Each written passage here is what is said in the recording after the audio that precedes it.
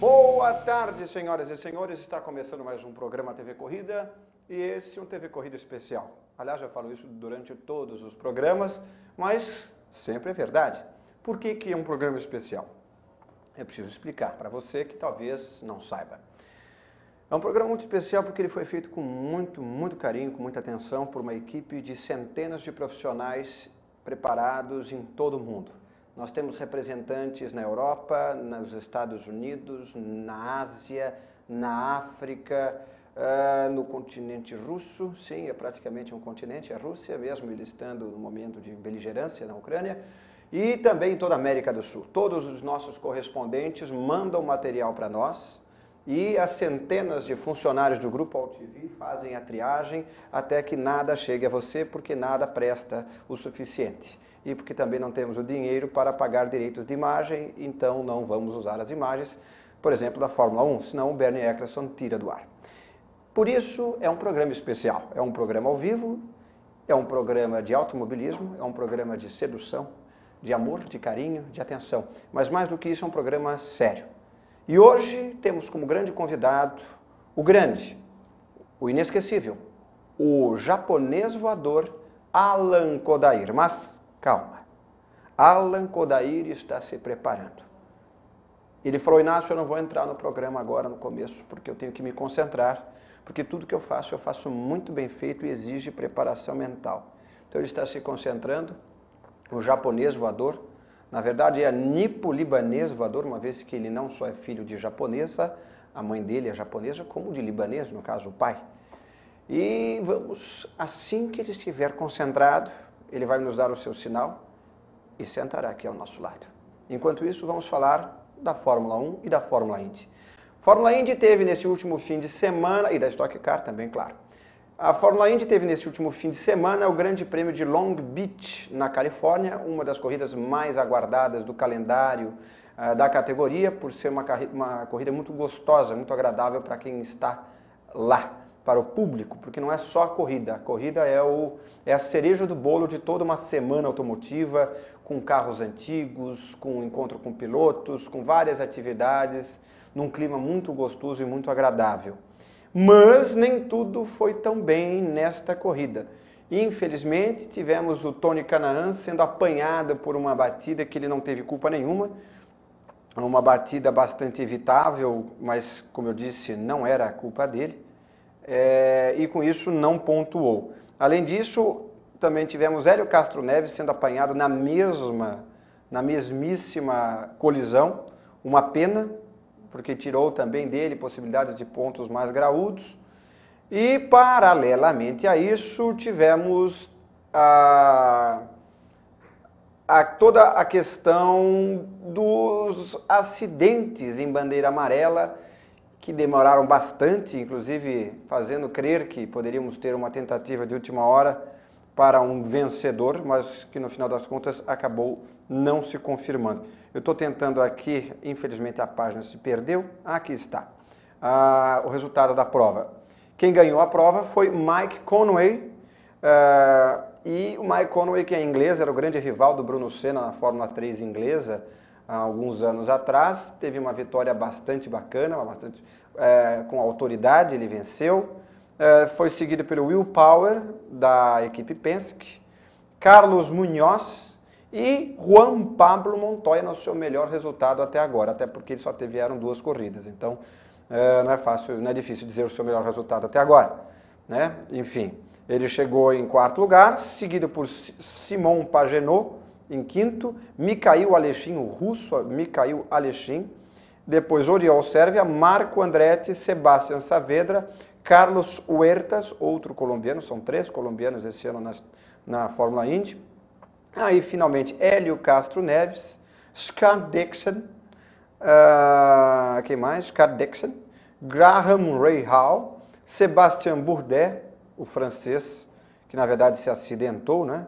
Jack Hawksworth, Jack Hawksworth, um nome bacana, um nome difícil para dar nó na língua dos narradores. Inclusive o narrador da Band Esportes, o Theo José, já apelidou o Jack de Jack Tequila. Depois Justin Wilson, Ryan Briscoe e o Tony Canaan, que abandonou, infelizmente, faltando 25 voltas para o final. Depois Joseph Newgarden, já abandonos, né? Entre os abandonos temos o Justin Wilson, Ryan Briscoe, Tony Canaan, Joseph Newgarden, Ryan Hunter-Reay, James Hinchcliffe, Takuma Sato e Charlie Kimball. Esses foram os participantes e suas respectivas posições de chegada no GP de Long Beach, Califórnia. Foi muito bacana, foi muito bonitinho e eu congratulo todos por esse lindo resultado. Mas não é só disso que vive a vida. Não é só disso, e também tivemos a Stock Car. Acabei de receber o resultado que nosso grande amigo Alan Kodair está pronto, está preparado, concentrado para responder às suas perguntas. Então vamos entrando e vamos para um rápido comercial de 30 segundos, que é só o tempo para ele sentar aqui. Até daqui a pouco. Até daqui a pouco. Até daqui a pouco. Até daqui a pouco. Até daqui a pouco. Até daqui a pouco. Até daqui a pouco.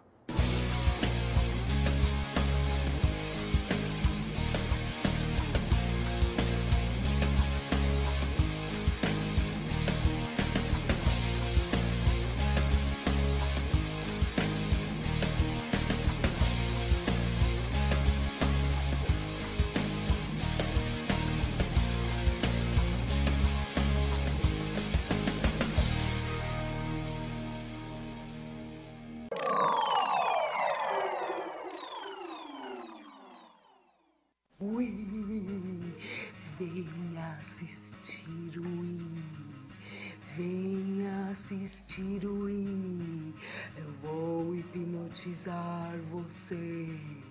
Venha assistir o I na UTV.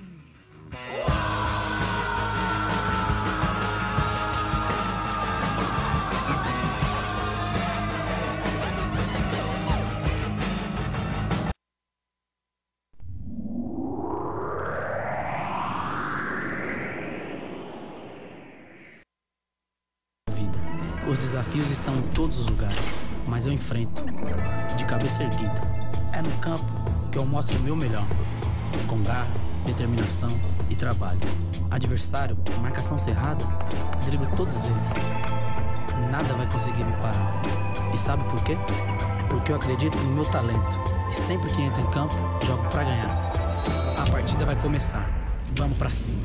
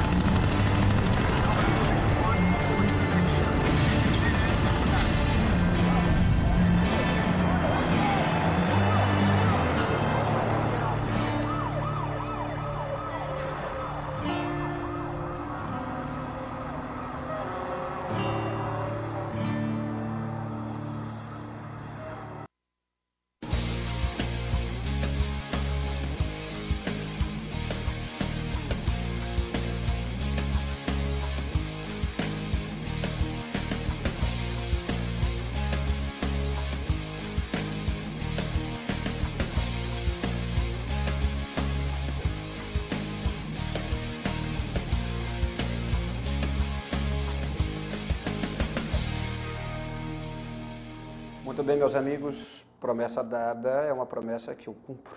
E por isso o nosso programa está aqui mais uma vez ao vivo, eu com o meu aparelho, cujas perguntas que vocês vão mandar serão lidas aqui ao vivo para o nosso convidado, que aqui está, Alan Kodair. Tudo bom? Tudo bem, José? Tudo ótimo. Bem-vindo ao nosso programa, ele estava se concentrando, ele já estava no nosso camarim. Lá tem as nossas frutas, temos cepipes, pateses. Massagistas? Sim, massagistas. Se tem final feliz ou não, eu vou deixar a critério do público pensar. Tem claro que tem final feliz, porque o final é aqui com você. Olha aí, não tem final mais feliz do que esse, não é mesmo? Com certeza. E muito obrigado pela sua presença, muito obrigado, agradeço em nome do nosso público, que certamente tem muita curiosidade de saber mais sobre a sua carreira, sobre o ponto de vista do piloto, né? Porque eu falando, toda semana tem. Agora, um piloto dizendo o que acontece do lado de dentro dos carros, aí é mais interessante. Conte, tivemos esse final de semana a rodada dupla em Pilar do Sul, Santa Cruz do Sul. E como é que você viu essa novidade de rodada dupla? Você achou interessante? Você sabe que eu estou tendo um começo de temporada um pouco complicado. Começando por São Paulo, a gente demorou muito para encontrar um acerto certo do carro. Na classificação acendeu, eu fiz um terceiro tempo. O meu companheiro de equipe, como o carro estava muito ruim durante os treinos, ele não teve a confiança na classificação dele bem, que é o Bruno Junqueira, né, que era a média das duas voltas. Largamos de trás, teve aquele acidente que tiraram 6 carros, eu fui um deles. O carro foi pro pau, em 2 semanas montando um carro novo. E a gente sabe que um dos segredos do automobilismo é a boa montagem do carro. Sim. Chegou lá em Santa Cruz, que é uma pista onde eu venci com essa equipe que eu estou agora, com a Full Time em 2010, meu último ano com a Full Time. Também meio complicado, larguei de nono ali. Na largada teve mais um reboliço e pegaram minha roda traseira, que a gente não sabia exatamente o que tinha acontecido. Mas o carro era muito ruim durante a corrida, era um carro para evoluir e eu não conseguia andar, escapava de frente. Acabou a corrida, foram para a revisão, viram que nessa porrada quebrou a barra estabilizadora traseira. Então, quando quebra essa barra, normalmente a gente usa, quando usa, na chuva. Então, deixa o carro muito dianteiro. Então, levei 11 pontinhos para casa, que foi lucro, eu acho, mas a gente vai ter que recuperar esse tempo perdido porque a gente tem condições de lutar pelo título. Falando da rodada dupla, com inversão de grid, logicamente não é o mais justo possível, porém trouxe uma movimentação muito legal, né? Nossa categoria, a gente não pode esquecer que ela é uma categoria de entretenimento, não só desportiva. Então, deu uma movimentada. Eu acho que é importante para o mercado também, Nácio, porque, querendo ou não, são 33 carros, normalmente mais de 20 patrocinadores. Nessa inversão, a gente dá a possibilidade para alguns patrocinadores de equipes médias ou menores, que dificilmente apareçam, eles estarem aparecendo bem mais. Numa inversão de grid, pega o cara que chegou em 10º, que é um cara com qualidade, mas que talvez na corrida principal apareceria muito pouco, para largar na pole. Né? O nono em segundo. Então, querendo ou não, é importante para o mercado. Né? E são mais de 30 carros, né? 33. Então, como é que chegaram ao número... não, vamos só do 10º em diante. Por que não do 15º, pelas metade do grid? 16º, 17º, ou 20, ou todo o grid? Olha só. Não, porque tem que pensar que tem que ter uma justiça com os vencedores da primeira etapa, mínima. Quando tem uma inversão, normalmente é os 8 primeiros ou no máximo 10. E uma outra corrida igual, de tempo igual. Na Stock Car, a segunda corrida já é metade do tempo, que é 20 minutos.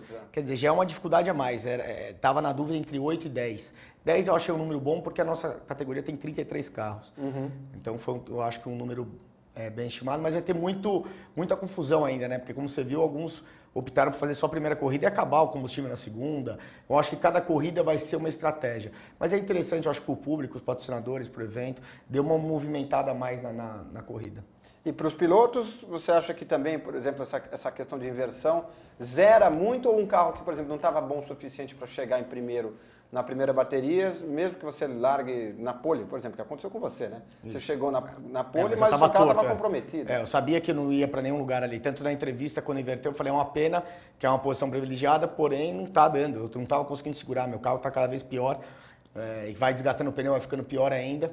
Como não deu para segurar, furou o pneu dianteiro, daí eu vim para trás, mas os 11 pontos da primeira corrida com o carro, porque normalmente naquele acidente era para ter furado o pneu já ali, eu não ia fazer nenhum ponto, ia para o último. Então foi lucro, a gente tem que ver o lado positivo, né? Mas é bacana, cara, Você vê que lá estavam um piloto que chegou em nono, em oitavo, inclusive o Lapena, que é um ótimo piloto, mas não tinha largado na frente ainda.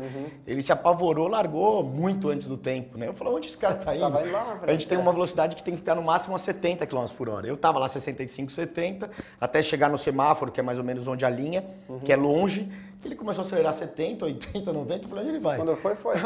Não, tá indo embora. Daí largou, daí ele queimou. Você mandou o rádio para ver, avisa se estiver chovendo aí na frente, que aqui atrás não dá para ver ainda. Mas é uma boa movimentação, acho que foi válido. Vamos ver durante o ano como que vai ser a aceitabilidade do público, se não vai ter muita interferência realmente na parte esportiva, mas essa primeira eu acho que foi bem aprovado por todos os lados. Que bom, eu digo que quem assistiu em casa, eu falo como telespectador também, foi bem divertido, foi bem interessante assistir. E também a questão da estratégia da gasolina, né? Teve gente que priorizou a primeira, teve gente que priorizou a segunda, e aí naquele finalzinho faltando gasolina para um ou outro. Será que os 15 segundos que deu para uma volta a mais fez toda a diferença? A questão é o seguinte, a corrida era do Daniel Serra, porque ele estabeleceu um ritmo muito forte, mesmo trocando os 3 pneus. Ele ia ganhar a corrida, eu acho. Ele ia voltar em terceiro, mas ia estar com 3 pneus, ia ganhar a corrida. E ia para a segunda corrida com a quantidade certa. Mas é que ele sobressaiu nessa corrida. A escolha mais que diferenciou isso aí foi do Kaká e do Valdeiro, que estavam muito juntos. O Valdeiro ganhou a primeira corrida, garantiu os 24 pontos, que é muito ponto. Às vezes vale a pena. Mas às vezes vale a pena você ir para uma vitória, porque é muito ponto na primeira corrida. A segunda vitória vale 15 se você conseguir buscar, né? Na verdade, quando você larga em 10º, uma corrida de 20 minutos, por mais rápido que você esteja, até passar, ser ultrapassado quinto, você acaba chegando lá por quinto. Daí na soma, será que vale a pena? O Kaká optou por fazer isso e na segunda se envolveu no acidente. Eu acho que o Kaká ia fazer mais ponto que o Valdeiro no final. Então vai ficar esse compromisso. Vale a pena arriscar? Porque tem um fator risco também, né, na história. Na largada o Kaká foi lá e acabou se prejudicando, mas vai ser uma conta aí, vai ser uma conta matemática, cada corrida vai ser decidido se vai trocar um pneu ou os 3, eu acho que 3 voltas antes de parar. E a pena é que eu acho que vão ter alguns carros parando no meio do caminho, como tiveram nessa corrida, mas é para quem quiser assumir o risco. É do jogo, né? Vamos dizer assim. É do jogo. Vamos falar um pouco da sua carreira. Como começou, a pergunta que eu faço para todos os convidados que vêm aqui no nosso programa, como começou o seu interesse pelo automobilismo? Você estava um dia em casa, aí falou, esse negócio de carro é comigo. Meu pai sempre foi um tarado por isso, né? Meu pai correu nos anos 80 de Opalão, na Belco Dair. Era uma classe C, era uma Stock Car só em São Paulo e uma outra corrida no Rio. Então era um Opalão bem forte, ele foi campeão em 81, 82, ganhou as 500 milhas, fez uma corrida de Stock Car ou outra, mas era mais um hobby, era um empresário que tinha isso como hobby. E ele me dava as coisas motorizadas muito cedo. Eu tenho até alguns clipes, depois eu mando pra você. Com 3 anos de idade ele me deu uma motinha desse tamanho, eu motor. Acho que eu sei. Olha que são essas motinhas. Que chegava a 50 km por hora, mas tinha 3 anos. Não bastasse isso, ele ia na rua, eu comecei a morar em Alphaville, não tinha muitas casas, ele ia no vizinho, pegava a areia da construção, jogava e falava, filho, vem aqui, derrapa aqui com a moto, com 3 anos e meio. Então ele me incentivou, mas ele não me colocou na competição, foi estranho. Era moto, buguinho, tudo isso. Era uma brincadeira, quadriciclo, era bem louquinho, mas ele não me colocou na competição, que normalmente hoje os moleques estão começando com 6 anos, 7, 8. Mas eu gostava de motorizado. Com 12 anos eu fui fazer uma viagem com ele para a Europa, eu e ele, viagem de filho e pai, e lá estava a febre dos karts indoor, não tinha no Brasil ainda. Eu fiquei louco com aquilo, andei todos os dias com ele e falei, pai, adorei isso aqui. Voltei pro Brasil, depois de um mês, inaugurou o primeiro kart indoor aqui. Eu virei piloto de kart indoor. Eu adorava. Kart indoor, né? Aqueles... Então, mas eu acho que o primeiro que abriu aqui... O Emerson foi um dos que primeiro que abriu. Esse do Emerson, que era lá no meio, onde que era? Era do lado da Ponte Morumbi. Do lado do Shopping Morumbi, que era demais. Eu ia atrás de todos. E surgiu o interesse de começar a correr, mas assim, ainda eu tinha 13 anos, era velho. Comecei, no segundo ano já fui campeão paulista. Sim. Daí o negócio começou a ficar mais sério, mas ainda sem prioridade de estudar, né? Pra minha mãe, não, tem que estudar, isso é um hobby, é legal, é um puto esporte bacana, eu acho que pra qualquer jovem, porque você aprende a lidar com a pressão logo cedo, né? Ou você tá seguindo alguém ou alguém tá te perseguindo. Você nunca tá sozinho na história, né?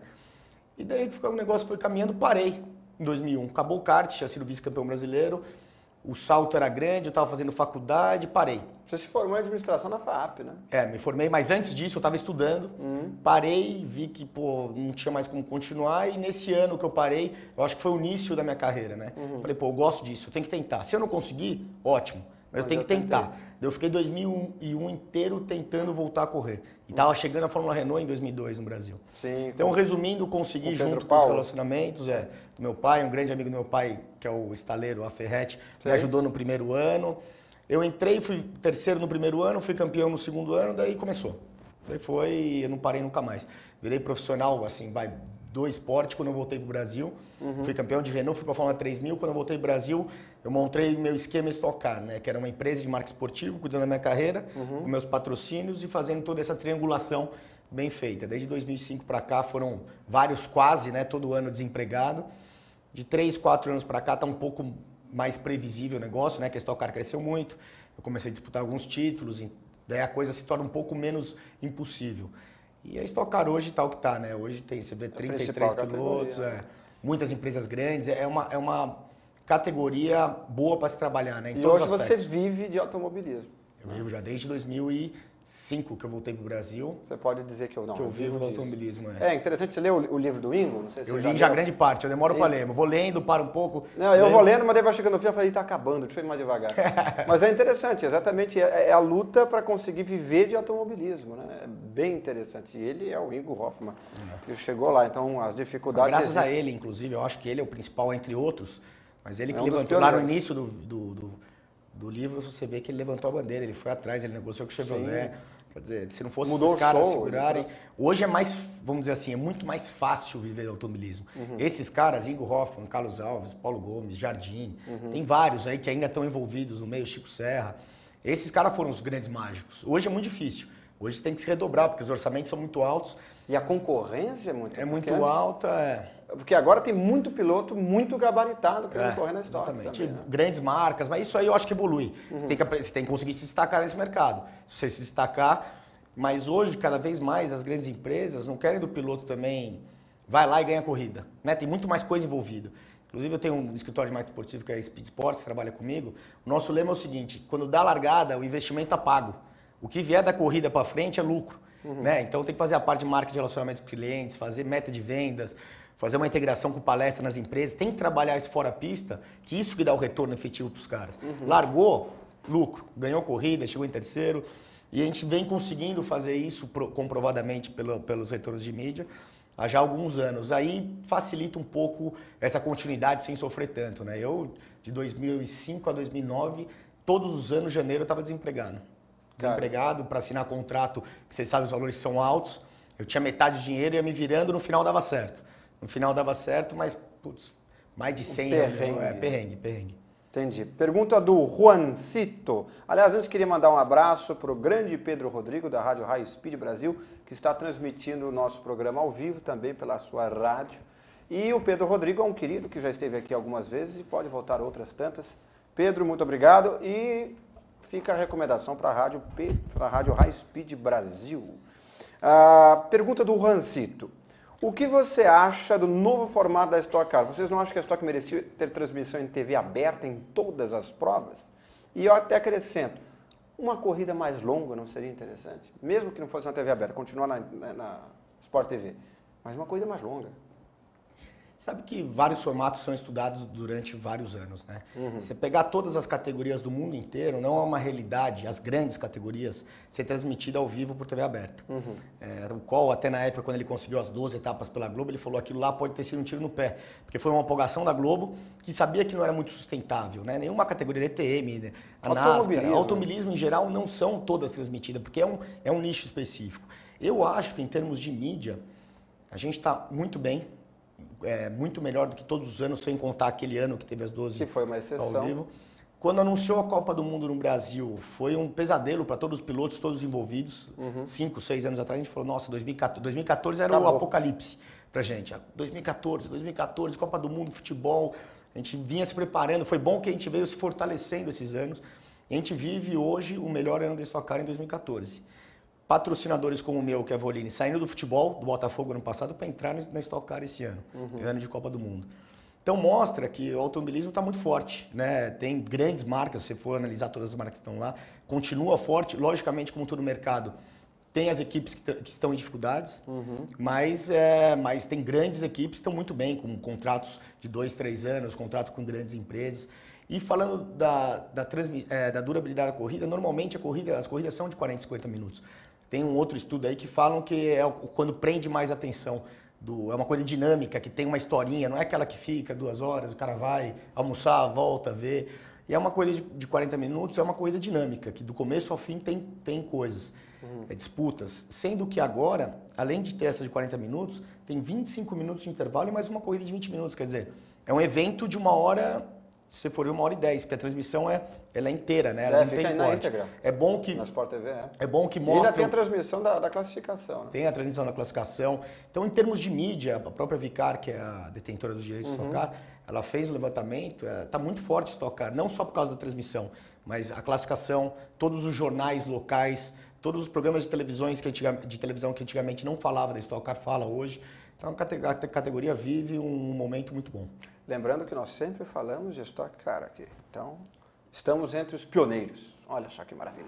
Mas, outra pergunta aqui que estão mandando. Cadê? Aqui está.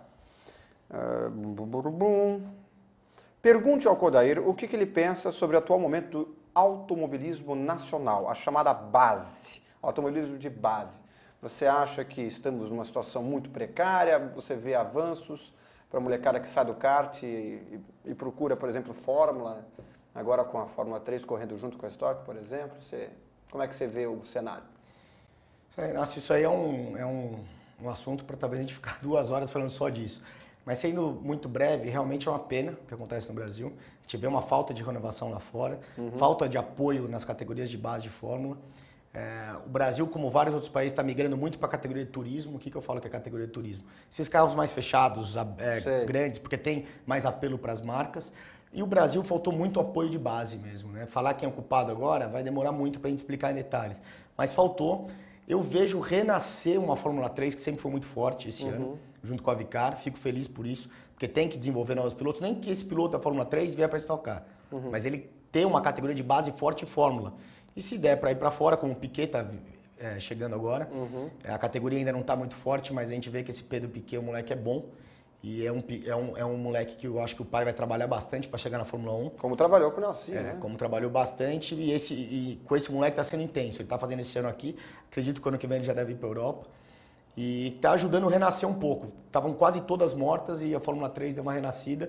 Tem umas outras categorias de base regionais, né? Um trabalho muito bem feito no Sul, com os carrinhos da antiga Fórmula Ford, Fórmula Júnior, que é barato também. Tem o V aqui no Brasil. Eu acho que eles estão começando a plantar de novo, mas falta muito chão ainda. É uma pena, eu vou torcer e o que eu puder ajudar, que não está muito ao meu alcance, eu vou ajudar as categorias de base a renascerem, né? Porque a gente vê uma Fórmula 1 carente brasileira. Tem um Felipe Massa muito bom. E mesmo na Indy, agora a gente for pensar... Não tem renovação, eles estão lá. São os últimos, né? Agora a gente está tendo, por exemplo, na Indy a gente pode pensar no Luiz Razia, que está na Lights. Teve que meio que dar um passo atrás, né? Porque estava quase na Fórmula 1, chegou a testar, inclusive.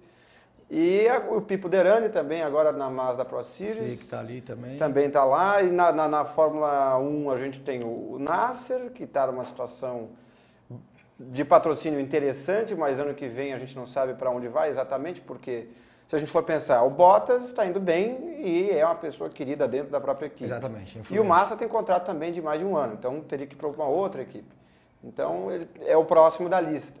Sim. E aí na GP2 que a gente tem o Negrão e o próprio Nasser de novo correndo. Então a gente não tem uma profusão de nomes, tipo, a gente dessa meia dúzia salva uns 2, 3. Não, a gente tem 1 ou 2 no máximo em cada categoria.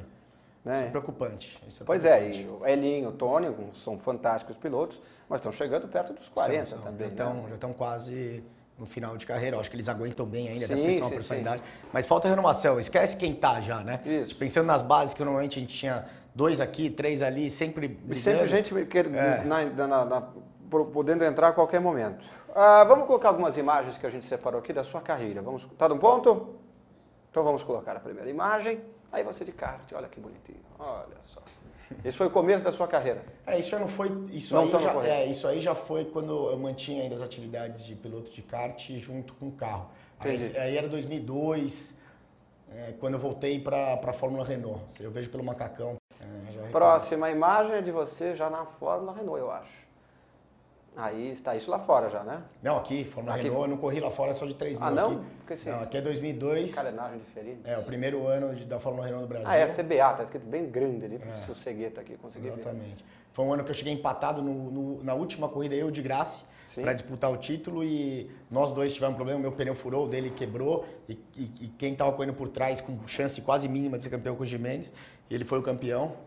E daí no ano seguinte que eu me transferi para full time, que aí começou minha história com full time. Eu me transferi para full time, a gente ganhou várias corridas, várias poles e fomos campeões com antecipação em 2003. Que eu acho. E aí com os patrocínios da Ferretti, da Pershing, que também é do grupo Ferretti. Bacana. Próxima imagem. Esse foi o seu começo no estoque? Esse foi... 2000? Não, essa foto, se eu não me engano, já é de 2008. Foi quando eu firmei o meu primeiro ano com o patrocínio grande da Blausiegel, que até hoje está comigo. Em 2007 eles entraram para cobrir um buraco. Em 2008 eles entraram full. E foi quando minha carreira começou a decolar. Aí a Blau está comigo até hoje. A empresa meio que diminuiu o nome para a Blau. É um grande apoiador. Para esse cara, com certeza, eu devo muita coisa na minha carreira. Bacana. Próxima imagem. Aí você correndo na 1GP. Defendendo as cores do Líbano, que legal. É uma história engraçada isso aí, que o Fernando Paiva, que cuidava da equipe do Brasil, ele é muito bem relacionado no meio da corrida, e o libanês lá falou, porra, cara, preciso de um piloto, estamos gastando uma puta grana aqui, você não conhece algum libanês? Ele falou, cara, tem um cara lá no Brasil que eu conheço bem, que tem um sobrenome, deixa eu ver o nível de parentesco. E meus avós são libaneses, e é até aí que é permitido. Resumindo a história, ele pegou meu passaporte dos meus avós, não sei o quê, eu fui para lá, fiz o teste junto com outros libaneses e fiz 3 corridas no ano de 2007. Foi meu último contato com Fórmula. Eu estava 2 anos parado de Fórmula e pegamos esse carro, que era um carro de 700 cavalos, 650 cavalos para 750 quilos.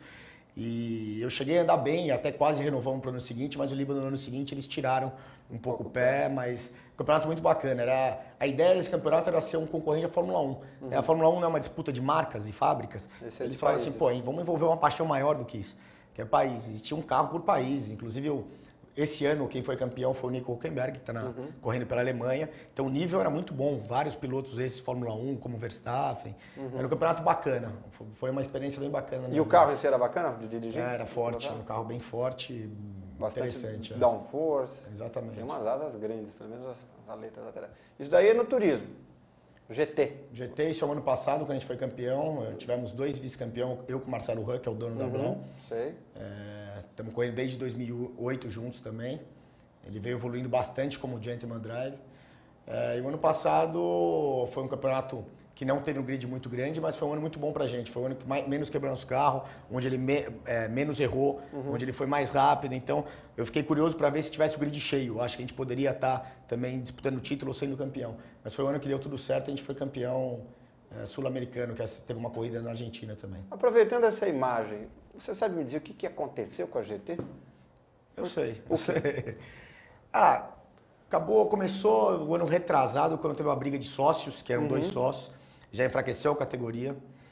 E depois tinha uma parte de regularização dos carros. Então, o que aconteceu? Juntaram vários fatos para a categoria ficar mais fraca.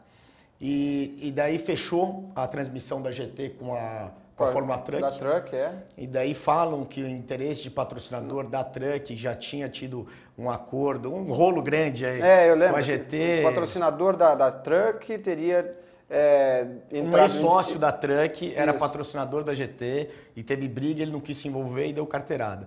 Juntou esse momento delicado da categoria com os carros voltando de fora, que os donos dos carros tinham que investir uma grana para regularizar, etc. Quando caiu isso, caiu tudo. Eu acredito que volta essa categoria no Brasil, que tem um apelo muito grande. Era uma categoria tão divertida, com carros fantásticos, competitivos.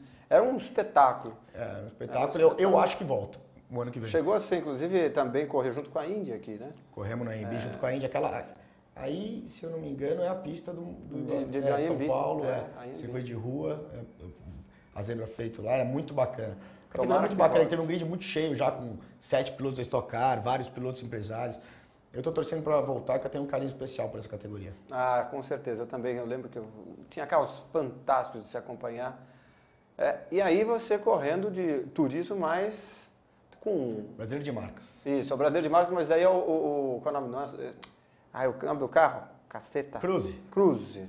É o Chevrolet Cruze. Eu ia falar Sonic é da Stock. Eu tinha fechado, eu estava o ano passado com 2 categorias fechadas, que era Stock e GT, e tinha o projeto da GT Mundial e desse. E daí demorou um pouco para sair da GT Mundial e o dono dessa equipe que estava me contratando, uma equipe com uma estrutura média para pequena, falou, vamos com a gente, a gente contrata um engenheiro e eu acabei fechando, daí na semana seguinte saiu a GT, eu fiz 4 categorias. E começou a ficar demais mesmo, e esse, o dono da equipe, que é um grande amigo meu, também não conseguiu fechar os contratos, ele arriscou. Vem para a equipe que eu arrumo um jeito de pagar e não fechou os contratos. Então fiz só as 3 primeiras etapas e deixei ele à vontade, por mais que eu tinha contrato. Que eu vi que ele estava com uma dificuldade financeira, eu falei, ó, fica à vontade, para mim tá demais também. A primeira corrida a gente fez no 2º lugar, mas estava demais, eram todos os finais de semana viajando. E daí ele conseguiu um piloto que trouxesse uma grana, que ajudou ele. Eu parei de fazer na 3ª etapa, mas é uma categoria muito que eu acredito, que envolve montadoras diretamente, até mais que na Stock Car. E é uma categoria que eu acho que tem um futuro brilhante no Brasil. Ainda não está com grid totalmente lotado, mas é um grid cheio. As montadoras estão permanecendo, é o 3º na categoria. Uma categoria que eu acredito para o futuro do país, sim. Interessante. E aí, esse é o atual carro? É o carro 2014. Que tal pilotar o carro com borboletinha no volante? A GT sempre foi, né? Sim, mas eu Desde digo 2008. na Stock. Diz que o pessoal usava mais freio motor, que agora não pode mais? Mais ou menos. Isso aí eles aumentaram o giro, muda um pouquinho, tem um momento muito alto do giro que você não consegue colocar marcha. Mas isso eu acho que mudou muito pouco. É uma evolução, eu achei bacana essa evolução. É necessário, né? O automobilismo, todo mundo estava partindo para isso aí. Acho que isso mudou um pouco. Mudou até mais o pneu em si do que o câmbio. O que mudou? O pneu ficou mais largo também, né?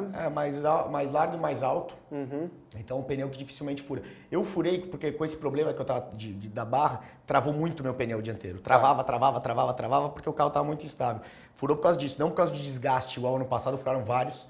Eu não lutei pelo campeonato por causa disso também. Eu acho que foi uma grande evolução do pneu também. A gente está ainda aprendendo como lidar com esse pneu, que é um pouco diferente do outro.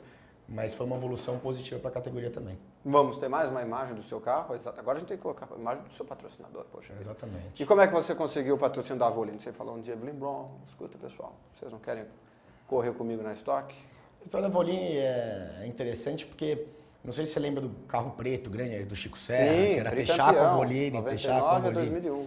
Só que a Avoline, que era a parte do lubrificantes, ele entrava com uma parte menor no carro, a Avoline. O resto Texaco. era Texaco. E quando foram comprados os postos Texacos, a marca não foi comprada, os postos, que a Ipiranga entrou.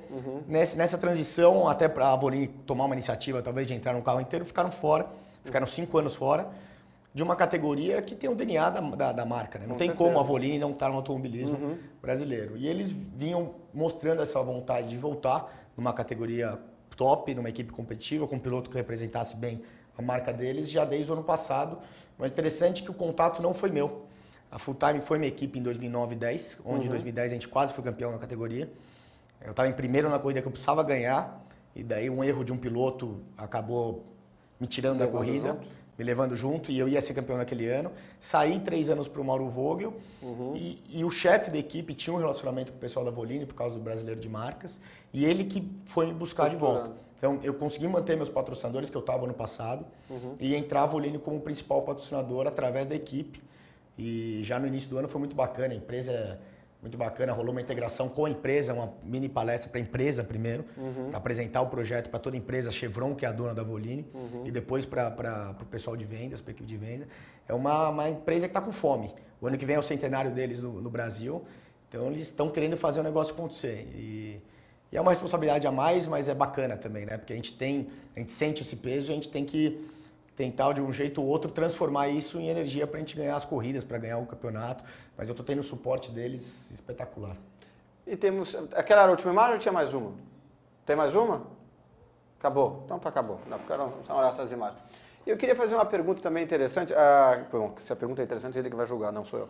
Mas o que eu acho interessante é em relação à sua atual equipe. Você voltou para a Full Time. Depois de um tempo, você estava no Vogel, como você mesmo acabou de falar. O que muda, essencialmente, numa equipe de Stock Car, uma vez que você está numa equipe muito boa e continua numa outra equipe, só que também muito boa? Quais são os componentes que mudam e que te fazem, não, eu acho que lá vai ser mais... de repente, o preparador de alguma parte? O que é mais atraente numa do que noutra? Quais são os diferenciais quando o nível já é elevado?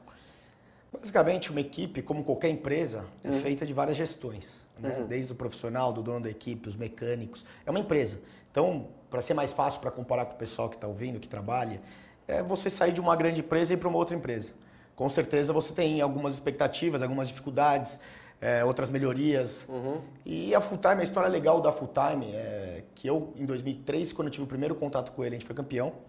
Quando eu retomei com ele na Stock Car em 2009, que ele estava na Light, ele estava na Stock Car Light. Sim. A Blau Siegel chegou, me deu carta branca para escolher uma equipe. Eu busquei ele da Light, acreditando na competência dele, que é o Maurício Ferreira. Ele esteve aqui já. A gente quase ganhou o campeonato da Stock Car, ganhamos 2 corridas em 2009. 10, quase campeão de novo, deu sair. E estou voltando agora. Então, acho que a sinergia, né, conta bastante em qualquer relação, seja empresarial e... Você já sabe como eles funcionam e eles sabem como você Exatamente. Ele tem a confiança e tem algumas coisas meio inexplicáveis. Eu acho que é meio inexplicável. Às vezes você se junta com uma pessoa e dá certo.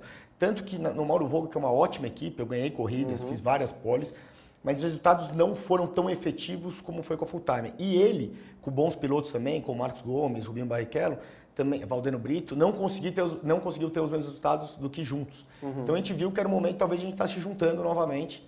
E o começo do ano tá difícil, mas a gente não tem dúvida nenhuma que a gente vai virar o jogo, o carro é bom. de adaptação só. Né? O nosso carro, a gente teve alguns problemas com o carro, quando a gente resolveu, o carro deu quase PT, que foi na corrida passada, agora é um carro novo que tem que ser retrabalhado. Mas a gente vai virar, a gente acredita muito que na junção da equipe comigo a gente possa colher vários frutos. Com toda certeza. E você falou agora um aspecto interessante, os companheiros de equipe, né? Você tem agora atualmente o Barrichello. Muda alguma coisa pelo fato dele ter uma grande experiência de Fórmula 1? Você vê ao trabalhar ao lado dele, tipo approach, tipo, realmente tem uma coisa que eu não tinha pensado, ele falou tal coisa. Ou para ele também é um novo aprendizado, ainda que seja o segundo ano dele? Você sente que ele está mais para aprender ainda do que realmente vir com inputs da Fórmula 1? O Rubinho, assim, certeza absoluta, como é também numa empresa, que o trabalho em equipe gera frutos positivos ou negativos. Se não tem um bom relacionamento, se não tem um ambiente harmônico, como eu já tive em outras equipes, né, quando o companheiro ele começa a querer ver só o lado negativo, o negócio não decola. E o Rubinho é uma surpresa positiva, porque ele é um piloto que já passou por tudo que ele passou e ele é humilde. Ele é um cara que sabe respeitar o companheiro, é um cara, como você disse, que não é à toa que tem 20 anos de Fórmula 1. Ele tem algumas sensibilidades a mais, assim, né? Ele tem os detalhes que ele vê no carro, mas pela minha experiência em Stock Car, eu acho que a troca é muito boa para os dois lados. Então ele pega algumas coisas de mim, eu pego algumas coisas dele. E o principal, ter um bom companheiro do lado, que ele é rápido também, para gerar informação, que a gente tem pouco treino. Então gera mais informação, mais feedback do carro. E ter o respeito dos dois lados. O respeito, para mim, é o prioritário dentro da equipe, porque se fica um clima muito ruim, o negócio não decola. Então, com certeza, o companheiro de equipe faz parte do projeto. É um cara que conta muito a favor do time para evoluir o carro e também no relacionamento, e com o Rubinho está sendo uma experiência bacana. Bacana. O Juancito pergunta a você qual foi o piloto mais duro que você já enfrentou em toda a sua carreira. Teve um, tipo, o seu Lex Luthor, tipo, meu Deus, é ele. O seu Alain Prost. Eu vou te falar, assim, tem 2 para citar. Um que um campeonato foi muito curto, eu fiz 3 corridas, mas que eu cheguei a disputar uma curva ou outra com ele, ainda me adaptando ao campeonato. E via a qualidade dele, que é o próprio Nico Hülkenberg. Esse piloto... Você sentiu que... tanto que ninguém entende porque ele não está numa grande equipe ainda. Talvez porque ele seja grande. Será que é mais isso? ou menos. Peso? Eu dou mais pela economia da Europa. Ele não traz a grana que sempre essa vaga tem um cara que traz muito dinheiro. Mas ele foi campeão em todas as categorias no primeiro ano. Isso é muito difícil de acontecer. BMW, Fórmula 3, A1GP, GP2. GP2, foi. O cara é um fenômeno. Ele fez pole no primeiro ano dele na Fórmula 1. Exatamente. O cara é muito bom. É um alemão, com certeza, que tem um futuro brilhante. Esse cara é muito duro. E na Stock Car, para trazer para a nossa realidade, um piloto que eu conheci melhor ano passado, quando eu fiz parceria com ele na GT, é o próprio Kaká, né? Nos últimos anos, ele é o cara que foi mais vencedor. E convivendo com ele, você vai vendo não só o detalhe de como ele é como piloto, mas como pessoa. Como pessoa, como profissional. Então, realmente, ele é um ótimo profissional. Ele sabe fazer a parte de acertar o carro, ele sabe ser inteligente nas corridas. Então, pensando agora, o cara que mais ganhou títulos e, com certeza, até hoje é um um piloto difícil de ser batido, é o Kaká, que acredito também que está na hora de acabar esse reinado dele, como já não foi campeão ano passado. Ele já está nos 38 anos, ele já está... O pessoal está crescendo embaixo, mas com certeza ele é um piloto diferenciado que não foi à toa que ganhou 5 títulos. Verdade. E a Estela Monte pergunta por que você não está no time da BMW Team Brasil esse ano? Esse ano foi o seguinte, o Herman acreditou num projeto ano passado, ele tinha um patrocínio da BMG e ele virou presidente da BMG. Então era meio com conflito de interesse, a gente sabia já que ia ter esse problema de verba, porque ele não ia, ele mesmo abriu mão do BMG, ele falou, pô, não posso continuar com um patrocínio que eu sou presidente. E o ano passado o orçamento já extrapolou. Ele teve que colocar a grana dele, quem sabe, do bolso, porque foi toda a equipe para lá, etc. Então, basicamente, entre outros pequenos detalhes, faltava orçamento para a equipe. Eu sou um piloto profissional, vivo disso. Certo, e é ONG. E aí ele acabou fechando o patrocínio do Banco do Brasil há pouquíssimo tempo atrás. E tinham outras peças sem encaixado que trazia ou o interesse de um patrocinador do próprio Banco do Brasil ou até a própria verba. E dentre outros detalhes, principalmente é esse, mas tá meio que acertado que eu faço parte do time ainda. Eles devem fazer alguma prova de longa duração que eu vou entrar e até para a Sprint Cup do ano que vem, talvez caso a equipe esteja com um orçamento full também entro. Mas foi uma parceria muito bacana. Foi um ano de muito aprendizado, onde eu acabei o ano muito bem, eu e o Kaká a gente se deu bem. Na verdade, eu não faço parte diretamente da equipe agora, no começo do campeonato, mas ainda estou junto com o time, devo fazer as provas de longas durações, isso aí. Então você vai correr o Mundial em algumas partes, em algumas etapas? Eles estão pensando. Hoje falta orçamento ainda. Entendi. Mas quando crescer o número de pilotos, com certeza, como já tem a parte orçamentária formada, teoricamente, eu volto a fazer parte do time. Bacana. O Paulo Lima manda um grande abraço para você. Paulo Lima, então, está mandado o seu abraço. Eu estou olhando sempre para a câmera errada porque eu sou idiota. Mas abraço, Paulo Lima. Olha aí, Paulo Lima manda um abraço. E, infelizmente, nosso programa já daqui a pouco está acabando. Então, eu queria que você deixasse os seus contatos. Twitter, Facebook, Instagram, site, todos os seus contatos para que todo mundo que esteja em casa veja, entre em contato com você, veja todos os seus apoiadores. Quem são os seus apoiadores, além da Avoline? Hoje o Avoline é o principal patrocinador. A gente tem um grande apoiador que veio também dos últimos anos sendo o principal, que é a Serglass, que é vidro blindado, um cara que cresce muito no mercado. Tem a Blau, que está comigo há muito tempo, que é a detentora da marca Preserve, que também está comigo. A gente tem a Algar, que é uma empresa de Uberlândia, de telecomunicação, tecnologia, uma empresa muito grande, que é o Grupo Algar. E tem a Mills, que é do Rio de Janeiro, que ele aluga guindastes, e a Dini, que também são os guindastes. Esses são meus apoiadores esse ano. E tem uma parceria com a Oakley também, que vem já de um tempo comigo, eles cedem os materiais pra gente. Tem óculos, tem tudo. Os meus contatos, tudo Alan Kodair. O difícil é meu nome, é Alan com 2 L's e M de Maria, Kodair, K-H-O-D-A-I-R.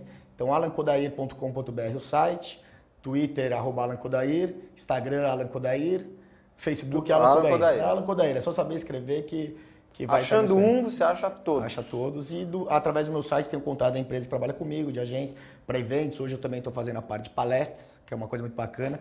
Conheci seu amigo por causa disso, o Johnny, o grande Johnny Galvão.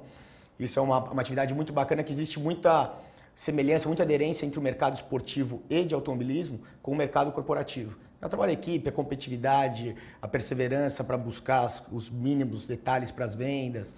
E nosso mercado é um mercado de venda também, então comecei a ver e perceber essas analogias e eu fiz já algumas palestras esse ano que foi muito bacana. Eu estou fazendo isso aí também. O Johnny é um amigo nosso, muito competente, apesar daquela calvície que ele fez aquela cirurgia bizarra, ele inverteu o couro cabeludo, mas enfim, esse é o Johnny. Eu não sabia, essa aí eu não sabia. Pois é, ele inverteu o couro cabeludo, virou e agora atrás é careca, ele puxa o cabelo para trás.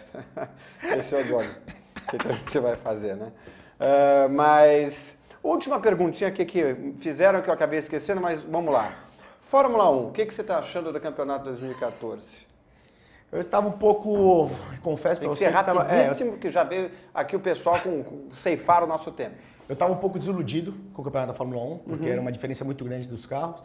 Mas a última corrida foi espetacular. Mesmo permanecendo a diferença dos carros, foi fogo aberto. Foi fogo aberto entre a Mercedes, entre a Force India, entre a Red Bull, todos. Isso aí é espetacular. Você vê que tiveram brigas em todos os setores da pista. A Mercedes muito na frente, eu nunca vi uma superioridade assim.